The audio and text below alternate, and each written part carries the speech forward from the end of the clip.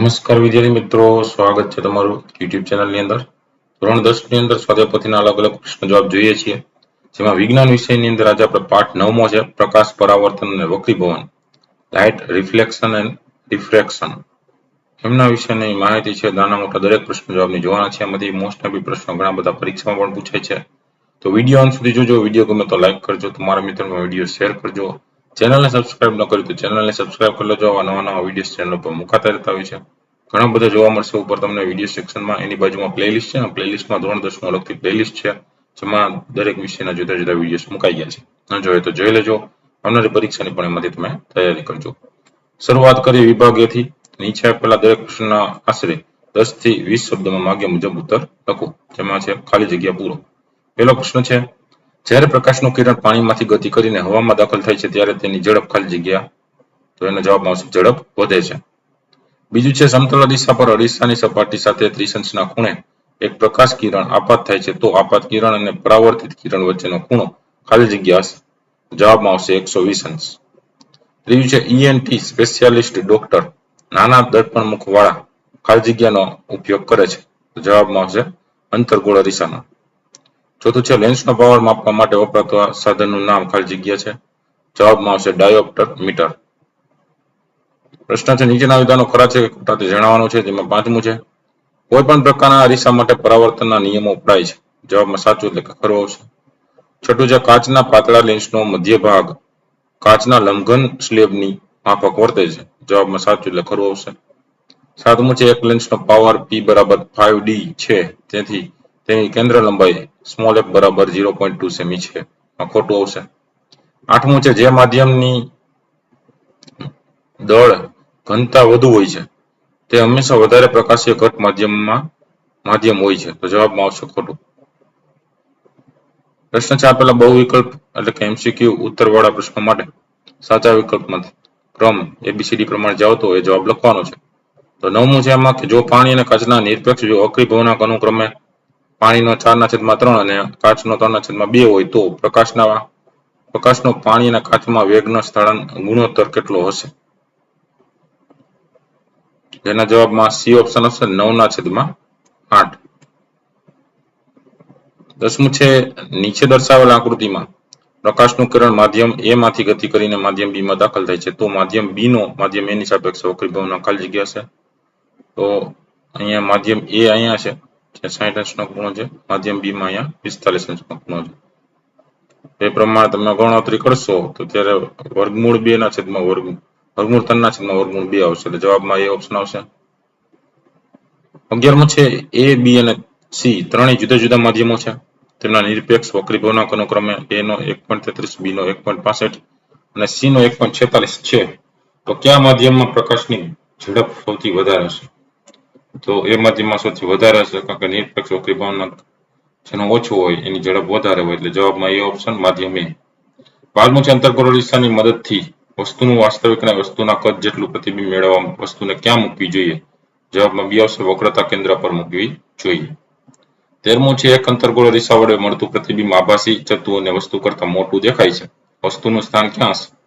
જવાબમાં D આવશે અરીસાના ધ્રુવ અને મુખ્ય કેન્દ્રની વચ્ચે હશે. 14મું છે, એક ગોળીય અરીસા અને એક પાતળા લેન્સ દરેકની કેન્દ્ર લંબાઈ 15 સેમી છે. અરીસો અને લેન્સ કયા કયા પ્રકારના હશે? તો જવાબમાં એ ઓપ્શન હશે બંને અંતર્ગોળ. 15મું છે, શબ્દકોશમાં જોવા મળતા નાના અક્ષરોને વાંચવા માટે તમે નીચેના પૈકી કયો લેન્સ પસંદ કરશો? જવાબમાં C ઓપ્શન આવશે 5 સેમી કેન્દ્ર લંબાઈનો બહિર્ગોળ લેન્સ.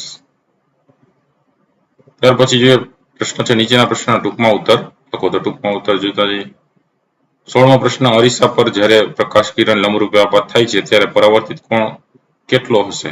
તેનો જવાબ છે, અરીસા પર જ્યારે પ્રકાશ કિરણ લંબરૂપે આપાત થાય છે ત્યારે 0 અંશ પરાવર્તિત કોણ હશે. 17મું છે, કયા અરીસાનો દ્રશ્ય વિસ્તાર મોટો હોય છે? જવાબ આવશે બહિર્ગોળ અરીસાનો દ્રશ્ય વિસ્તાર મોટો હોય છે. 18મું, કાર્બન ડાયોક્સાઇડનો નિરપેક્ષ વક્રીભવનાંક 1.63 છે તો પ્રકાશના વેગના સંદર્ભમાં આ વિધાનનું અર્થઘટન કરો. તેનો જવાબ આવશે nm બરાબર c/v. ના ઉપરથી જોઈએ બરાબર, તો C છે પ્રકાશનો વેગ છે, અને nm છે એ નિરપેક્ષ વક્રીભાવનાંક જે આપ્યો છે એના ઉપરથી આપણે વેગ મેળવવાનો છે. તો v બરાબર c ના છેદમાં nm લખી શકીએ. વેગ શૂન્યાવકાશમાં 3 × 10⁸ અને છેદમાં nm નિરપેક્ષ વક્રીભાવનાંક 1.63 છે. તો તમને વેગ મળશે પ્રકાશનો 1.84 × 10⁸ મીટર પ્રતિ સેકન્ડ. એટલે લખી શકીએ કે કાર્બન ડાયસલ્ફાઇડમાં પ્રકાશનો વેગ 1.84 × 10⁸ મીટર પ્રતિ સેકન્ડ હશે.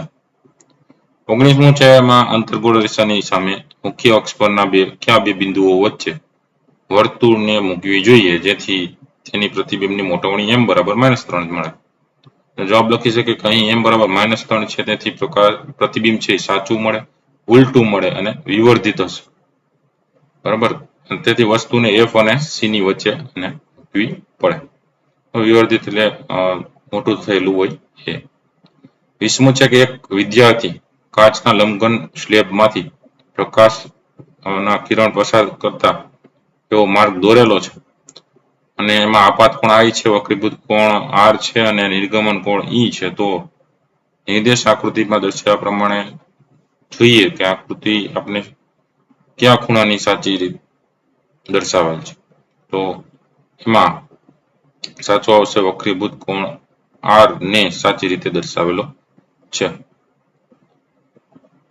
ત્યાર પછી જોડકા જોડવાના છે. એમાં 21મો છે કોલમ 1 ની સામે કોલમ 2 જોડતા જઈએ.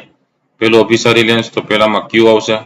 અભિસારી લેન્સ છે તે વિપુલ દર્શક લેન્સ તરીકે વર્તે છે તો પેલામાં Q આવશે અને બીજામાં P આવશે.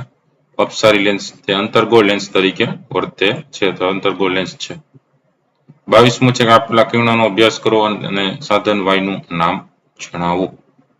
તો અહીંયા તમે જોઈ શકો છો આ Y છે એ બધા કિરણો અહીંથી કોઈ પણ એક જગ્યા પડદા ઉપર કેન્દ્રિત થતું હોય તો કયો અરીસો હોય તો કે અંતર્ગોળ અરીસો હોય. તો જવાબ લખી શકે કે સાધન Y અંતર્ગોળ અરીસો છે.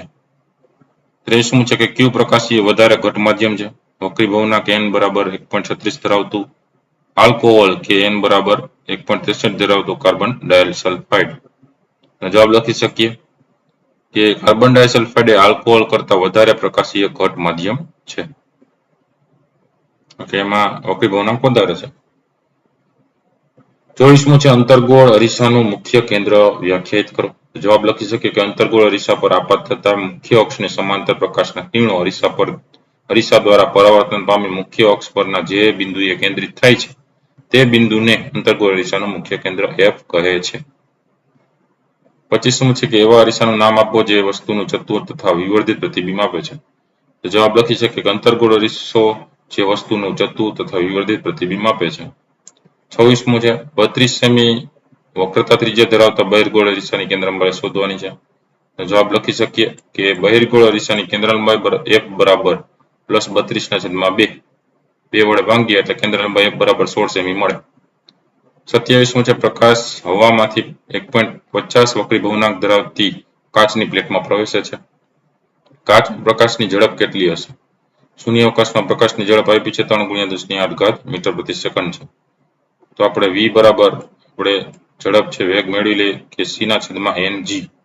બરાબર, તો c તો 3 × 10⁸ છે છેદમાં ng આપણે આપ્યો છે. પ્રકાશની હવામાં ઝડપ 1.50 છે તો એને કાચમાં પ્રકાશની ઝડપ કેટલી થશે. v બરાબર 2 × 10⁸ મીટર પ્રતિ સેકન્ડ.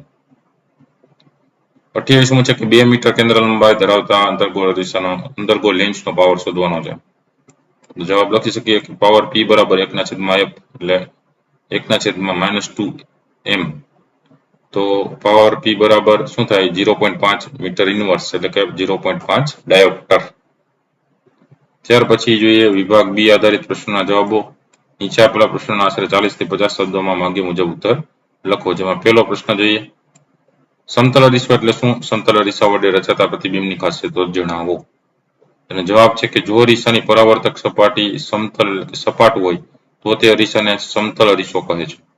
સમતલ અરીસા વડે રચાતા પ્રતિબિંબની ખાસિયતો નીચે મુજબ છે. પહેલું, સમતલ અરીસા વડે રચાતું પ્રતિબિંબ હંમેશા આભાસી અને ચતું હોય છે. બીજું, પ્રતિબિંબનું પરિણામ વસ્તુના પરિણામ જેટલું જ હોય છે. ત્રીજું, વસ્તુ અરીસાથી જેટલા અંતરે આગળ હોય છે તેટલા જ અંતરે વસ્તુનું પ્રતિબિંબ અરીસાના પાછળના ભાગમાં રચાય છે. ચોથું, વસ્તુના પ્રતિબિંબમાં બાજુઓ ઉલટાયેલી હોય છે, એટલે કે વસ્તુની ડાબી બાજુ પ્રતિબિંબની જમણી બાજુ તરીકે અને વસ્તુની જમણી બાજુ પ્રતિબિંબની ડાબી બાજુ તરીકે દેખાય છે. પ્રશ્ન નંબર 2 છે, વક્રી ભવનાંક સમજાવો, અથવા તો એમ કે સાપેક્ષ વક્રી ભવનાંક સમજાવો. તો જવાબ લખી શકીએ કે શૂન્યાવકાશમાં પ્રકાશની ઝડપ એ કુદરતમાં મૂળભૂત અચળાંક છે. તેને c વડે દર્શાવાય છે. સામાન્ય હેતુઓ માટે પ્રકાશના શૂન્યાવકાશમાં ઝડપ c બરાબર 3 × 10⁸ મીટર પ્રતિ સેકન્ડ લેવામાં આવે છે. પ્રકાશની હવામાં ઝડપ એ શૂન્યાવકાશમાં પ્રકાશની ઝડપ કરતાં સહેજ ઓછી છે. આથી પ્રકાશની હવામાં ઝડપ પણ 3 × 10⁸ મીટર પ્રતિ સેકન્ડ લેવામાં આવે છે. તો માધ્યમ 1 માં તેની ઝડપને v1 કહીએ અને માધ્યમ 2 માં ઝડપને v2 લઈએ તો તેને n21 વડે દર્શાવાય છે. તેથી n21 બરાબર શું થાય? તો કે માધ્યમ 1 માં પ્રકાશની ઝડપ છેદમાં માધ્યમ 2 માં પ્રકાશની ઝડપ એના બરાબર v1 ના છેદમાં v2. તે જ રીતે માધ્યમ 1 નો માધ્યમ 2 ની સાપેક્ષે વક્રી ભવનાંક n12 વડે દર્શાવાય છે. તે નીચેના સૂત્રથી મળે છે. n21 બરાબર માધ્યમ 2 માં પ્રકાશની ઝડપ છેદમાં માધ્યમ 1 માં પ્રકાશની ઝડપ એના બરાબર v2 ના છેદમાં v1. પ્રશ્ન છે ત્રીજો, 15 સેમી કેન્દ્ર લંબાઈ વાળા બહિર્ગોળ અરીસાથી 10 સેમી દૂર વસ્તુને મૂકી છે. પ્રતિબિંબનું સ્થાન અને પ્રકાર જણાવો. જવાબ લખી શકીએ, વસ્તુ અંતર u બરાબર 10 સેમી, બહિર્ગોળ અરીસાની કેન્દ્ર લંબાઈ 1 બરાબર 15 સેમી, પ્રતિબિંબ અંતર v બરાબર કેટલું? તો અરીસાના સૂત્ર મુજબ 1/u વત્તા 1/v બરાબર 1/f થાય. તેથી 1/-10 વત્તા 1/v બરાબર 1/15. તેથી 1/v ને કરતા બને તો સામે એના બરાબર 1/15 તો છે જ, આ બાજુ લેશું એટલે પ્લસ થઈ જશે, પ્લસ 1/10. આનો 15 ને 10 નો લસા લેવાનો તો 30. તો 15 2 30 એટલે 2 આવે અને અહીંયા 10 3 30 એટલે 3 આવે. તો 2 વત્તા 3 છેદમાં 30 થાય. 3 ને 2 5, 5 ના છેદમાં 30 તો છેદ ઉડી જાય, 6 5 30 એટલે 1 ના છેદમાં 6. 1/v 1 ના છેદમાં 6 મળ્યા તો v બરાબર શું થાય? +6 સેમી કહેવાય. તો અહીંયા v જે મળે છે એ ધન મળે છે, ઋણ નથી, પ્લસ વાળું છે. તો v ધન છે, તેથી પ્રતિબિંબ અરીસાની પાછળ રચાય છે અને તેથી લખી શકીએ કે પ્રતિબિંબ અરીસાની પાછળ અરીસાથી 6 સેમી દૂર મળે. બહિર્ગોળ અરીસો હોવાથી પ્રતિબિંબ આભાસી, છતું અને નાનું મળે છે. ચોથો પ્રશ્ન છે કે એક ડોપ્ટર પ્લસ 1.5 ડાયોપ્ટર પાવર ધરાવતા શુદ્ધિકારક લેન્સનું પ્રિસ્ક્રિપ્શન આપે છે. લેન્સની કેન્દ્ર લંબાઈ શોધો. સૂચિત કરેલો પ્રિસ્ક્રાઇબ લેન્સ અભિસારી છે કે અપસારી? તો જવાબ આપણે લખી શકીએ કે પાવર p બરાબર +1.5 ડાયોપ્ટર આપ્યું છે કે 1.5 મીટર ઇન્વર્સ કહી શકીએ. કેન્દ્ર લંબાઈ લેન્સ મેળવવાની છે બરાબર કેટલા?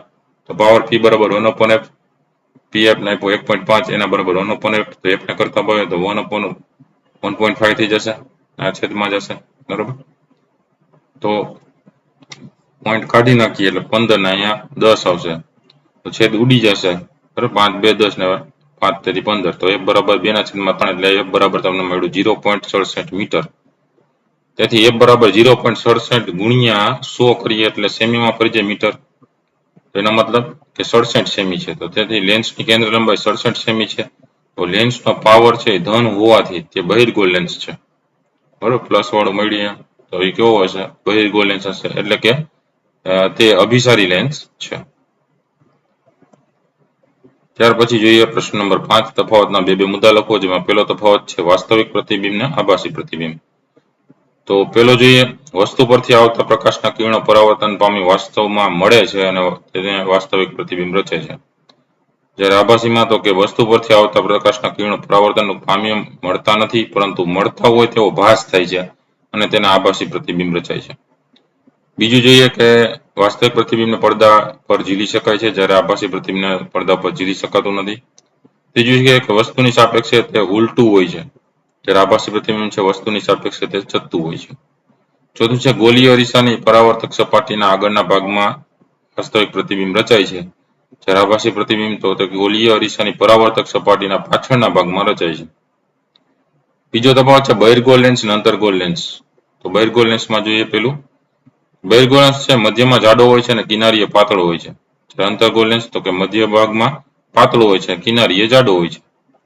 બીજું જોઈએ, બહિર્ગોળ લેન્સના એના ઉપર પડતા જે સમાંતર કિરણોને કેન્દ્રિત કહે છે તેથી તેને અભિસારી લેન્સ કહે છે. કેન્દ્રિત કરે છે બરાબર, કેન્દ્રિત કરે છે તેથી તેને અભિસારી લેન્સ કહે છે. જ્યારે અંતર્ગોળમાં તો કે તેના પર પડતા સમાંતર કિરણોને કેન્દ્રિત કરે છે, તેથી તેને અપસારી લેન્સ કહે છે. ત્રીજો જોઈએ મુદ્દો, બહિર્ગોળ લેન્સ વડે વાસ્તવિક તેમજ આભાસી એમ બંને પ્રકારના પ્રતિબિંબ મળે છે, જ્યારે અંતર્ગોળ લેન્સ વડે તો કે ફક્ત આભાસી પ્રતિબિંબ જ મળે છે. ચોથો પોઈન્ટ છે કે બહિર્ગોળ લેન્સ વડે છે ને મળતું આભાસી પ્રતિબિંબ વસ્તુ કરતા કદમાં મોટું હોય છે, જ્યારે અંતર્ગોળ લેન્સ વડે મળતું આભાસી પ્રતિબિંબ છે વસ્તુ કરતા કદમાં નાનું હોય છે. ત્યાર પછી જોઈએ પ્રશ્ન નંબર 7, નાની ઘડિયાળ એટલે કાંડા ઘડિયાળ રિપેર કરનાર બહિર્ગોળ લેન્સનો ઉપયોગ કરે છે, કારણ આપો. જવાબ લખી શકીએ કે બહિર્ગોળ લેન્સના પ્રકાશીય કેન્દ્ર O અને મુખ્ય કેન્દ્ર F વચ્ચે વસ્તુ મૂકતા વસ્તુનું આભાસી છતું અને મોટું પ્રતિબિંબ લેન્સની વસ્તુ તરફની બાજુએ 2F થી દૂર મળે છે. ઘડિયાળ રિપેર કરનાર ઘડિયાળના સૂક્ષ્મ ભાગોને લેન્સ અને મુખ્ય કેન્દ્રની વચ્ચે રાખીને જોતા તે મોટા દેખાય છે, તેથી તેને રિપેરિંગમાં સરળતા રહે છે. પ્રશ્ન નંબર 7, આકૃતિમાં દર્શાવ્યા મુજબ AB અને CD બે ગોળીય અરીસાઓ છે, જે O કેન્દ્રવાળા પોલા ગોળાના ભાગરૂપે છે. તો ચાપ AB બરાબર 1/2 ચાપ CD છે. તો નીચેના પ્રશ્નના ઉત્તર લખવાના છે, જેમાં પેલું છે કે તે બે ગોળીય અરીસાઓની કેન્દ્ર લંબાઈનો ગુણોત્તર કેટલો છે. જવાબ લખી શકીએ બેનમાં કે બંને અરીસાઓની વક્રતા ત્રિજ્યાઓ કેવી છે, તો કે સમાન છે, બરોબર. એટલે R1 હોય એટલો જ R2 એટલે તેથી R1 બરાબર R2, R1 ના છેદમાં 2 બરાબર R2 ના છેદમાં 2 લખી શકીએ, કારણ કે આને F1 કહી દઈએ અને આને F2 કહી દઈએ, તો F1 બરાબર F2. તો તેમની કેન્દ્ર લંબાઈની સંખ્યાત્મક કિંમત સરખી છે, એટલે તેથી F1 ના છેદમાં F2 બરાબર 1 થાય છે. એટલે AB છે એ બહિર્ગોળ અરીસો છે, તેથી તેની કેન્દ્ર લંબાઈ ધન છે, પ્લસ છે. જ્યારે CD છે અંતર્ગોળ અરીસો છે, તેની કેન્દ્ર લંબાઈ માઇનસ એટલે કે ઋણ છે. અને બીજો પ્રશ્ન છે કે બે અરીસાઓની પૈકી કયો અરીસો તેની સામે મૂકેલી વસ્તુનું હંમેશા આભાસી પ્રતિબિંબ રચશે અને શા માટે.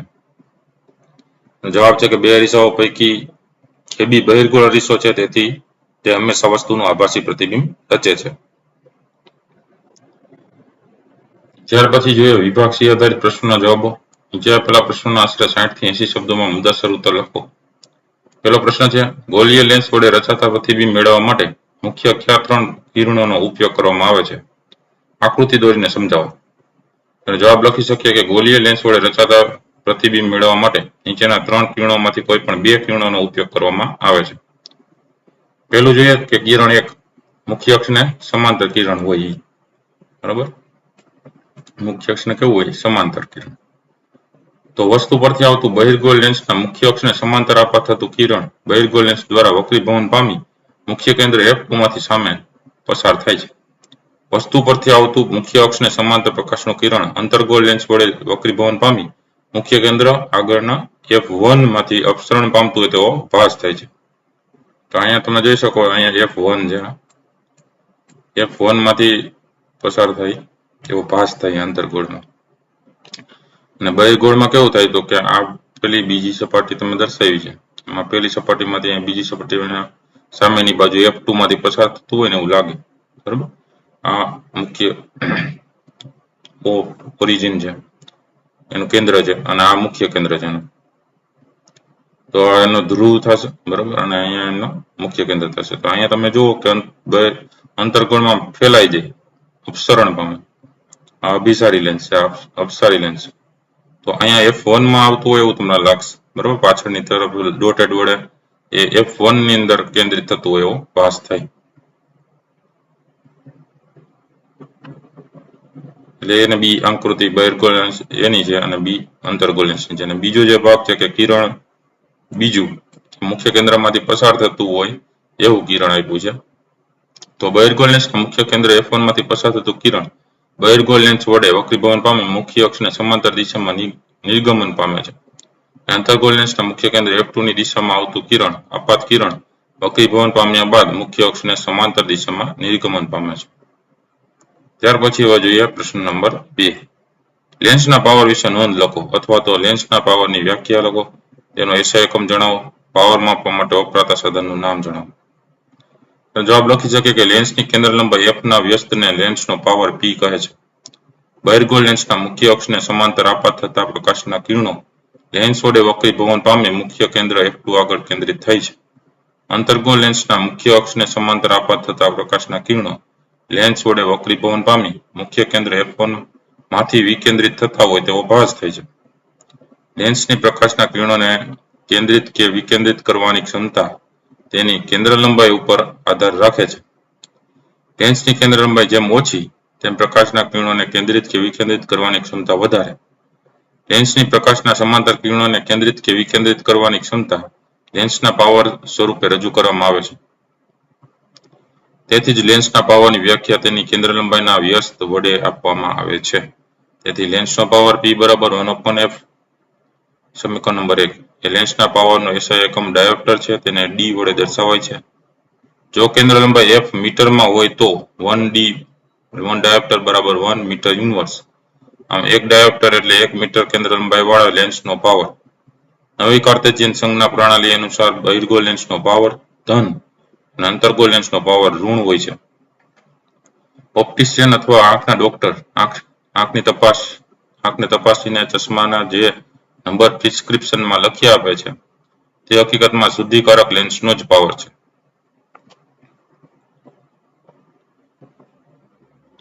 ત્રીજો પ્રશ્ન છે 4.0 સેમી સાઇઝની વસ્તુ કોઈ 15 સેમી કેન્દ્ર લંબાઈ ધરાવતા અંતર્ગોળ અરીસાથી 25 સેમી અંતરે રાખેલ છે. અરીસાથી કેટલા અંતરે પડદાને રાખવો જોઈએ કે જેથી તેના પર સ્પષ્ટ પ્રતિબિંબ પ્રાપ્ત થાય? પ્રતિબિંબનો પ્રકાર તથા પરિમાણ શોધવાનું છે. તો જોઈએ જવાબ કે અહીં અંતર્ગોળ રેસા વડે પ્રતિબિંબ પડદા પર મળે છે, તેથી પ્રતિબિંબ વાસ્તવિક અને ઉલટું તો હોય જ. બરાબર. અહીં અંતર્ગોળ રેસા માટે f કેન્દ્ર લંબાઈ, u વસ્તુ અંતર, v પ્રતિબિંબ અંતર અને h એની હાઈટ દર્શાવવાની છે. એને h ડેશ જે અહીંયા ઋણ આપેલું છે. તો h બરાબર 4.0 સેમી બરાબર. એ સાઇઝની વસ્તુ છે, હાઈટ એની. u વસ્તુ અંતર છે, અંતર્ગોળ અરીસાની અંદર ડાબી બાજુ હોય એટલે માઇનસ લખવું પડે તો -25 સેમી. f કેન્દ્ર લંબાઈ પણ ડાબી બાજુ હોય તો -15 સેમી. પ્રતિબિંબ અંતર v બરાબર કેટલા મેળવવાનું છે અને પ્રતિબિંબનું પરિમાણ h ડેશ છે કે કેટલું મળે છે એ પણ મેળવવાનું છે. તો હવે અરીસાના સૂત્ર પ્રમાણે 1/u વત્તા 1/v બરાબર 1/f લખીએ. તો 1/u ની જગ્યાએ -25 વત્તા 1/v બરાબર 1/f ની જગ્યાએ -15. તેથી 1/v ને કરતા બને તો 1/-15 તો છે, આ જમણી બાજુ જશે એટલે પ્લસનું માઇનસ થઈ જાય, -1/-25. તો 1/15 વત્તા 1/25 થશે. હવે અહીંયા આપણે જોઈ શકીએ છીએ કે આ ઓછે ઓછે વત્તા થઈ ગયા, અહીંયા 15 છે માઇનસ થશે.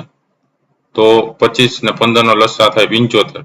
તો 15 5 75 થાય તો -5 ઉપર આવશે અને વત્તા 25 તેરી 75 તો વત્તા 3 આ બાજુ છે.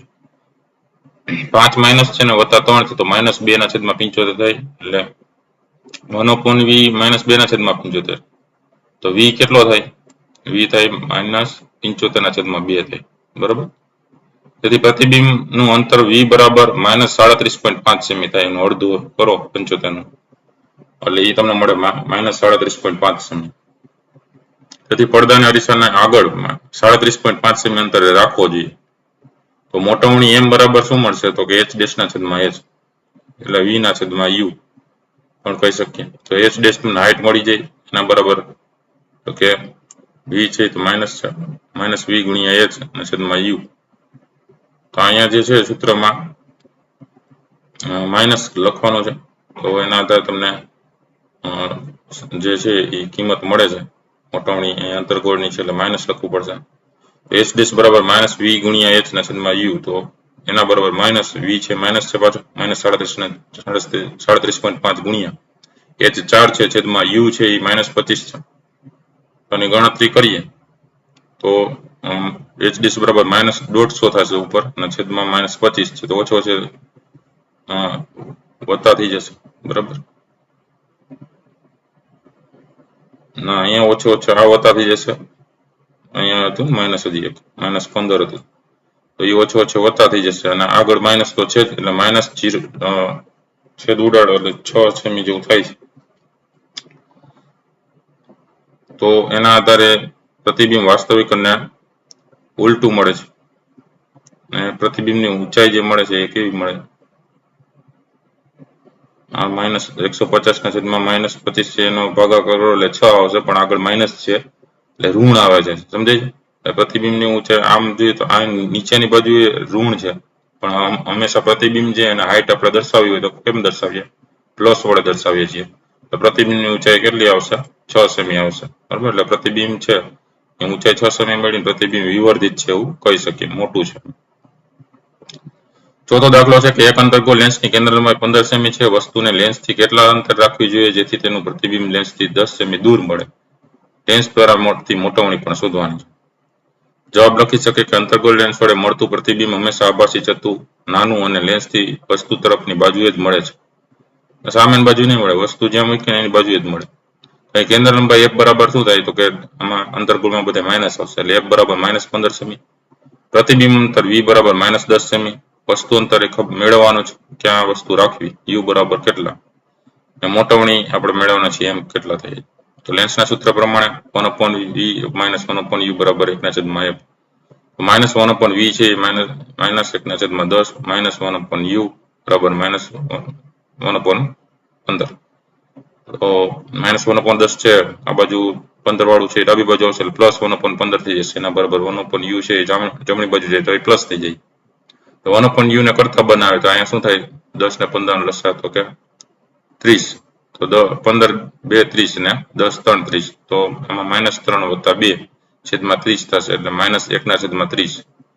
1/u મેળવે -1/30 અને ઉલટાઈ નાખો તો u મળી જાય. કેટલો u મળે તમને? -30. એટલે વસ્તુ અંતર છે 30 સેમી મળે. હવે વસ્તુને લેન્સથી 30 સેમી દૂર રાખવી જોઈએ. તો હવે મોટવણી m બરાબર v/u લખી શકીએ. તો m બરાબર -10/u -30. m બરાબર 1/3 મેળવે એટલે કે +0.33 મેળવ્યું. તો મોટવણી 1/3 કયો કે 0.33, બે એક જ છે. એટલે મોટવણીની ધન નિશાની એ સૂચવે છે કે પ્રતિબિંબ છે ચત્તુ મળશે અને આભાસી છે, તથા પ્રતિબિંબનું પરિમાણ વસ્તુના પરિમાણ કરતા 1/3 ગણું છે. અર્થાત પ્રતિબિંબ વસ્તુ કરતા નાનું છે, ત્રીજા ભાગનું છે. ચલો હવે પાંચમો પ્રશ્ન જોઈએ. નીચેની પરિસ્થિતિઓમાં કયા અરીસા વપરાય છે તે કારણ સહિત જણાવો. તો પેલું જોઈએ કારની હેડલાઇટ. તો અંતર્ગોળ અરીસો વપરાય છે. એનું કારણ શું છે? તો કે પ્રકાશના સ્ત્રોતને અંતર્ગોળ અરીસાના મુખ્ય કેન્દ્ર પર મૂકવાથી અરીસા વડે કિરણો પરાવર્તન પામી સમાંતર કિરણ રૂપે દૂર સુધી જાય છે. બીજું છે વાહનનો સાઈડનો અરીસો. તો બહિર્ગોળ અરીસો વપરાય છે ત્યાં. તો કારણ લખી શકીએ કે બહિર્ગોળ અરીસાની સામે વસ્તુ ગમે તે સ્થાને હોય તો પણ તેનું આભાસી ચત્તુ વસ્તુ કરતા નાનું પરંતુ વિશાળ દ્રષ્ટિ ક્ષેત્રને આવરી લેતું પ્રતિબિંબ બહિર્ગોળ અરીસામાં નજીકમાં રચાય છે. આથી ડ્રાઈવર પાછળનો વાહન વ્યવહાર જોઈ સલામત રીતે વાહન ચલાવી શકે છે. ત્રીજું આવે છે સોલર ભઠ્ઠી. આવશે અંતર્ગોળ અરીસો વપરાય છે. કારણ તો કે સૂર્યના સમાંતર કિરણો અંતર્ગોળ અરીસા વડે પરાવર્તન પામી મુખ્ય કેન્દ્ર આગળ કેન્દ્રિત થાય છે. આથી ત્યાં પુષ્કળ ઉષ્મા ઉત્પન્ન થાય છે. પરિણામે સોલર ભઠ્ઠીમાં 180 અંશથી 200 અંશ સેલ્સિયસ જેટલું તાપમાન મેળવી શકાય છે.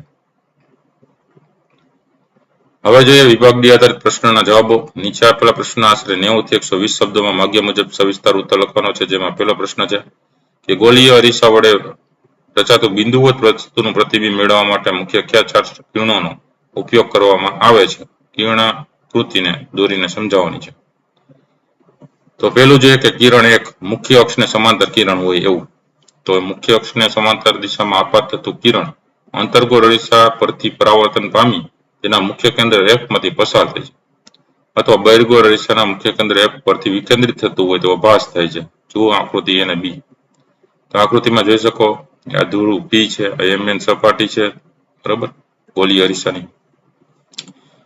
અહીંયા તમે જોઈ શકો છો અંતર્ગોળ અરીસામાં અહીંથી f માંથી પસાર થતું કિરણ છે, બરાબર. એંગલ ઓફ ઇન્સિડન્સ આપાત કોણ, આ પરાવર્તન કોણ, આ વક્રતા કેન્દ્ર છે એના બે ભાગ કરી દેશે. અહીંયા પણ બહિર્ગોળમાં mn તમે જોઈ શકો છો કે ધ્રુવ P છે એની સામેની બાજુ એ મુખ્ય કેન્દ્રમાં આમ દૂર જતું હોય એટલે પાછળ લંબાવતું મુખ્ય કેન્દ્ર તરફ ભાસ થાય એવું તમને જોવા મળશે. અહીંયા I ને R આવી રીતે રચાશે, બરાબર. આ વક્ર કેન્દ્ર C છે. બીજું જોઈએ કિરણ 2 મુખ્ય કેન્દ્રમાંથી પસાર થતું હોય એવું કિરણ. તો જો પ્રકાશનું કિરણ અંતર્ગોળ અરીસાના મુખ્ય કેન્દ્ર f માંથી પસાર થતું હોય અથવા તો બહિર્ગોળ અરીસાના મુખ્ય કેન્દ્ર f ની દિશા તરફ ગતિ કરતું હોય તો કિરણ પરાવર્તન પામીને મુખ્ય અક્ષને સમાંતર દિશામાં પરાવર્તિત થાય છે. આકૃતિ C અને D માં આવશે. જોઈ શકો છો આજે ભાસ થશે તમને એકમાંથી જે પસાર થાય છે એ લંબાવી છે. અહીંયા તમે જોઈ શકો કે એ સીધું સમાંતર પસાર થાય છે અને અહીંયા તમને ભાસ થશે D ની અંદર એ પાછળની તરફ લંબાવો તો F માં પસાર થતું એવું દેખાશે અને અહીંયા છે એ બેના ભાગ કરતો હોય વક્રતા કેન્દ્રના I અને R તમને જોવા મળશે. એ બહિર્ગોળ અરીસો છે D માં. ત્રીજું છે કિરણ 3 વક્રતા કેન્દ્રમાંથી પસાર થતું એવું કિરણ. તો અંતર્ગોળ અરીસાના વક્રતા કેન્દ્ર C માંથી પસાર થતું હોય અથવા તો બહિર્ગોળ અરીસાના વક્રતા કેન્દ્ર C ની દિશા તરફ ગતિ કરતું હોય એવું પ્રકાશનું કિરણ અરીસા પરથી પરાવર્તન પામીને તે જ પથ એટલે કે એ જ રસ્તા પર શું કરે પાછું ફરે. જુઓ એમાં આકૃતિ E ને F. અને એનું કારણ આપ્યું છે કે વક્રતા કેન્દ્રમાંથી પસાર થતું આપાત કિરણ અરીસાની પરાવર્તક સપાટીને લંબ હોય છે. તો તમે જોઈ શકો છો અહીંયા જે છે એ C માંથી પસાર થઈને પાછું સામે ત્યાં ને ત્યાં જ જાય છે અને અહીંયા એટલે I બરાબર R બરાબર 0 થાય. એ જ રીતના અહીંયા I બરાબર R બરાબર 0 થાય F માં પણ. બરાબર આ અંતર્ગોળમાં એ રીતે થાય બહિર્ગોળમાં એ જ રીતે વક્રતા કેન્દ્રમાંથી પાછું સામાન્ય દિશા તરફ પરાવર્તિત થાય એવો ભાસ થશે. ચોથું છે કિરણ 4 અરીસાના મુખ્ય અક્ષ સાથે નિશ્ચિત કોણ બનાવી ધ્રુવ P પર આપાત થતું કિરણ. તો અંતર્ગોળ અરીસા કે બહિર્ગોળ અરીસાના મુખ્ય અક્ષ સાથે નિશ્ચિત કોણ બનાવી દિશામાં ધ્રુવ P પર આપાત થતું કિરણ મુખ્ય અક્ષ સાથે કોણ બનાવી દિશામાં ધ્રુવ P પર આપાત થતું કિરણ મુખ્ય અક્ષ સાથે એટલો જ નિશ્ચિત કોણ બનાવીને પરાવર્તન પામે છે. તો એમાં જુઓ આકૃતિ G ને H. અહીંયા જુઓ કે I અને R બે કેવા છે સરખા છે. અહીંથી પરાવર્તિત થાય ધ્રુવ P પછી અથડાઈને બીજી તરફ જાય છે. તો એંગલ ઓફ ઇન્સિડન્સ એટલે આપાત કોણ, એંગલ ઓફ રિફ્લેક્શન એટલે પરાવર્તન કોણ. I ને R છે બે સરખા હોય. બરાબર અહીંયા F છે મુખ્ય કેન્દ્ર અને આ વક્રતા કેન્દ્ર છે. તો એ તમને અંતર્ગોળનું મેળવ્યું. એ જ રીતના બહિર્ગોળમાં પણ એવી જ રીતે સામેની જે ધ્રુવ P છે ત્યાંથી અથડાઈને સામેની બાજુ એટલો જ અંશનો ખૂણો બનાવશે. એટલે આપાત કોણ અને પરાવર્તન કોણ અહીંયા બે સરખા હશે. એમાં સામેની બાજુ મુખ્ય કેન્દ્ર અને વક્રતા કેન્દ્ર છે. એ છે બહિર્ગોળ લેન્સ, બહિર્ગોળ અરીસો. બરાબર અંતર્ગોળ અરીસો છે ને આ બહિર્ગોળ અરીસો છે. એ રીતના બે સરખા I ને R બને છે. તો આવી રીતના 4 કિરણો દર્શાવીને એની આકૃતિ છે એ દોરવાની મોટા પ્રશ્ન પૂછાય તો. ચલો એના પછીનો હવે જોઈએ પ્રશ્ન નંબર 2 છે જે દાખલો છે કે 5 સેમી લંબાઈની એક વસ્તુને 10 સેમી કેન્દ્ર લંબાઈના અભિસારી લેન્સથી 25 સેમી દૂર રાખી છે. કિરણ આકૃતિ દોરવાની છે અને પ્રતિબિંબનું સ્થાન, પરિમાણ અને પ્રકાર જણાવવાનો છે. તો વસ્તુ અંતર U બરાબર -25 સેમી છે. બરાબર અભિસારી લેન્સ એટલે બહિર્ગોળ લેન્સ. અહીં વસ્તુની ઊંચાઈ છે h બરાબર +5 સેમી થશે અને કેન્દ્ર લંબાઈ f બરાબર +10 સેમી થશે. તો અભિસારી લેન્સ એટલે બહિર્ગોળ લેન્સ કહેવા માંગે છે અને અપસારી લેન્સ હોય અંતર્ગોળ લેન્સ હશે. તો પ્રતિબિંબ અંતર v બરાબર કેટલું, પ્રતિબિંબની ઊંચાઈ h' કેટલી. લેન્સના સૂત્ર મુજબ 1/v - 1/u બરાબર 1/f થાય. 1/v - 1/u ની જગ્યાએ -25 બરાબર 1/f ની જગ્યાએ 10. 1/v બરાબર 1/10 છે, 1/25 છે એ સામેની બાજુ જશે તો પ્લસ અને 1/-25 થશે. તો વચ્ચે વચ્ચે ઓછા થઈ જાય. તો 1/10 - 1/25 એનો લસા લઈએ તો 250. 25 - 10 ઉપર થશે એટલે 15. 15/250. 3 5 15 અને 50 × 5 એટલે 250. 5 5 ઉડી જાય. તો 1/v કેટલો મળ્યો 3/50 અને ઉલટાવી નાખે એટલે v મળી જાય. v કેટલો મળશે 50/3 એટલે કે 16.67 જેટલો. તો 16.67 ને 16.7 લખી શકો તો v તમને 16.7 સેમી મળ્યો. પ્રતિબિંબ અંતર v કેવું છે ધન છે, જે સૂચવે છે કે પ્રતિબિંબ બહિર્ગોળ લેન્સની બીજી એટલે કે જમણી બાજુ લેન્સથી 16.7 સેમી દૂર રચાય છે. તો મોટાવણી m બરાબર શું થાય h' બરાબર v/u. તો h' એટલે h' બરાબર h × v/u. h છે એ 5 છે અને v છે એ 50/3 છે, છેદમાં u છે -25 છે. તો h' બરાબર -10/3 એના બરાબર -3.3 સેમી. એટલે તેથી કહી શકીએ કે પ્રતિબિંબની ઊંચાઈ બરાબર -3.3 સેમી. તો આ સ્થિતિને દર્શાવતી કિરણ આકૃતિ નીચે આપણે દર્શાવેલી છે. તો આ મુખ્ય અક્ષને આધારે ઓ કેન્દ્ર છે લેન્સનું પસાર થતું, બરોબર. અહીંયા વસ્તુ મૂકી છે F1 અને F1 થી દૂર. AB વસ્તુ છે અને હાઇટ h બરાબર 5 સેમી છે. એક કિરણ છે જે ઓરિજિન O માંથી પસાર થાય છે, એક સમાંતર કિરણ જઈને અરીસામાંથી પસાર થાય છે, એ બંને F2 માંથી પસાર થાય છે. એક કિરણ F2 માંથી પસાર થાય ને એક O માંથી પસાર થાય, બે જ્યાં સામેની દિશામાં ભેગા થાય છે ત્યાં ઉલટું પ્રતિબિંબ મળે છે, A ડેશ B ડેશ. અહીંયા F બરાબર કેન્દ્ર નંબર +10 સેમી આપી છે, અને અહીંયા તમને જે છે F2 અને 2F2 ની વચ્ચે પ્રતિબિંબ જોવા મળે છે. એમની હાઇટ ને h ડેશ કહે તો એ કેટલી મળી છે, બરાબર -3.3 સેમી. તો 5 નું ઉલટી બાજુમાં મળે છે એટલે માઇનસ લખ્યું છે, અને એ નાનું મળે છે 3.3 સેમી જેટલું, એટલે માઇનસ ઋણ દર્શાવ્યું છે. હવે પ્રતિબિંબનું સ્થાન છે એ લેન્સથી 16.7 સેમી જેટલું દૂર મળે છે. અહીંથી O થી આ A ડેશ B ડેશ છે એ 16.7 સેમી જેટલું અંતરે મળે છે, એટલે કે F2 અને 2F2 ની વચ્ચે મળે છે.